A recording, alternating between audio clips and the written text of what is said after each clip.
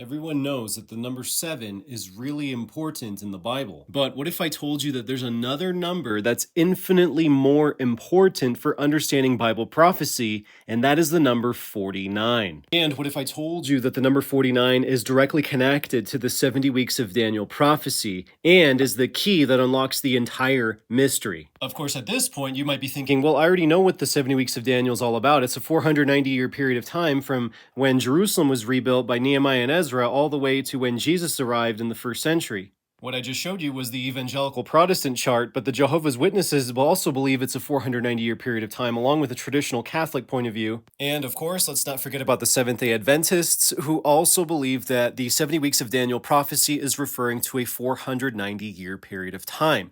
Here's what it all boils down to, though. Really, there's only two camps of thought when it comes to all of end times prophecy, and specifically the 70 weeks of Daniel. Only 69 weeks have happened, and we're still waiting for the final 70th week. This is what your Protestant evangelical Christians are going to believe.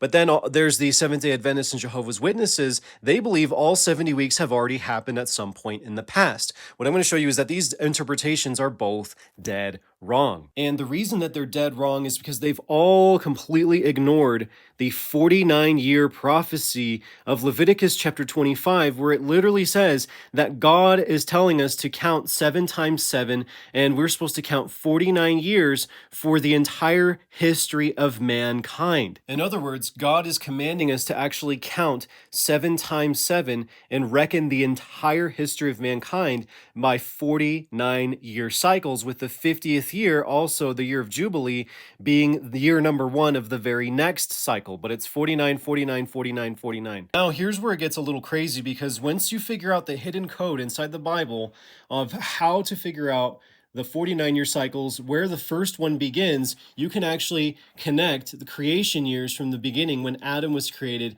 to Gregorian years of AD and BC, and you can actually figure out where we are right now in the entire history of mankind.